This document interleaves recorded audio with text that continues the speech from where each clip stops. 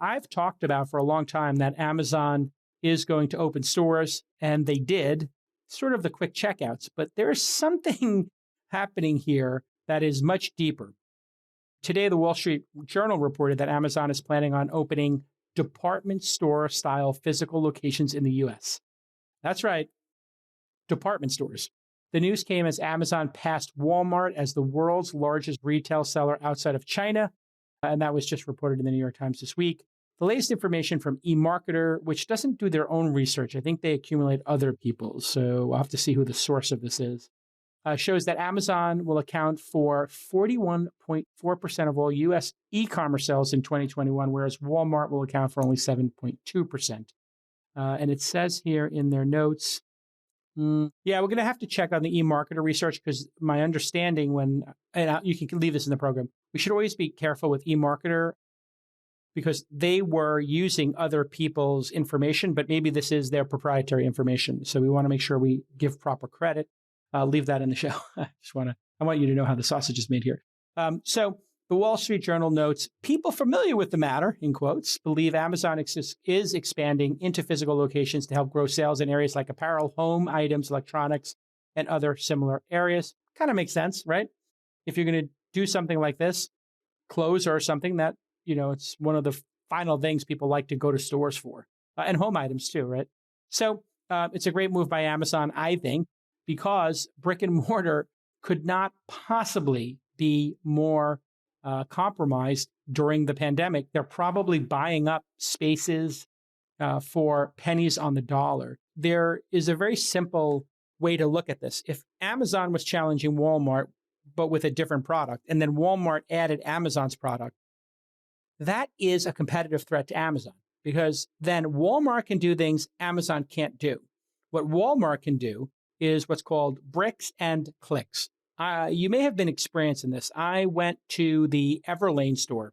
Now, I haven't shopped at Everlane in a long time, but I needed a white belt, and I was trying to find a white pair of sneakers. Happened to walk by one on South Congress when I was in Austin for a wedding. I was like, oh, there's an Everlane store. And then the next one was Lululemon, and the next one was some other online store. I can't remember the name of it. But I think Lululemon, I'm not sure if they started as a retail brand, but there were a number of brands on South Congress that were online brands that now had opened up retail stores.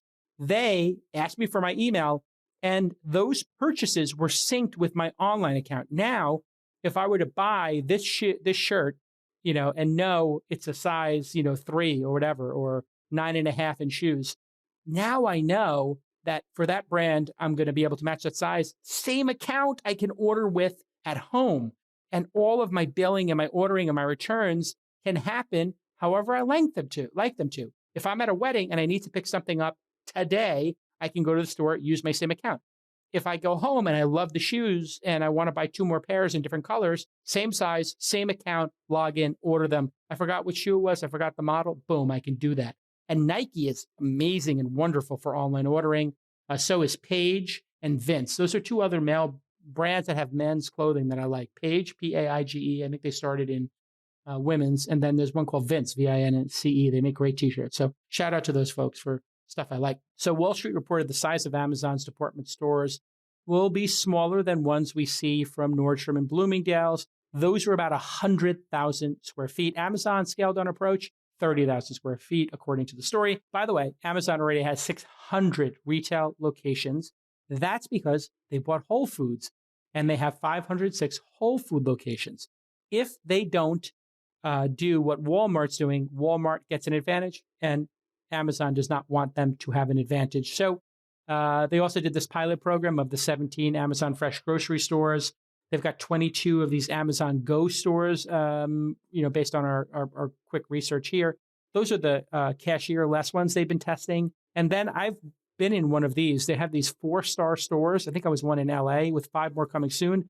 These are 4,000 square feet. They're kind of tweeners.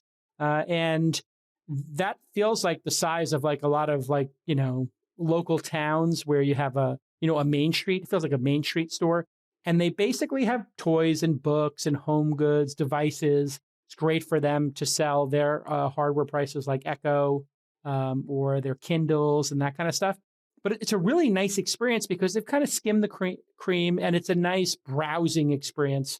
And I guess they have 20 US bookstores. So I'm thinking Amazon Basics, Amazon Essentials will all be in these stores. And when they go to break up Amazon, now Amazon can just point and say, listen, Walmart's doing what we're doing. Walmart doesn't allow third-party sellers. We do. Maybe you got to break up Walmart, right? It's basically checkmate. The only thing that really, the FTC and the government, Department of Justice, whoever winds up going after Amazon to break them up, the only real case they're going to have is Amazon Web Services versus, Amazon, the retailer. And so I think it would be logical for them to break those two up because it will unlock more shareholder value. So two really interesting stories today. And now let's get on to our amazing interview.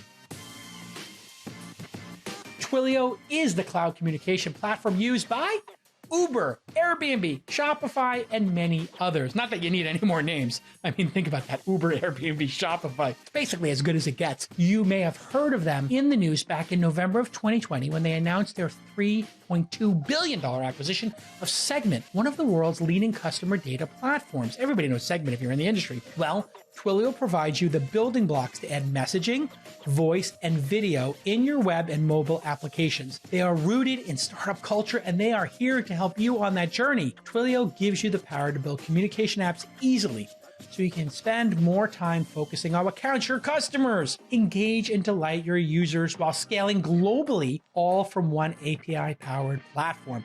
From SMS to voice to WhatsApp to email, thanks to that SendGrid acquisition. And founder CEO Jeff Lawson has been on this program multiple times.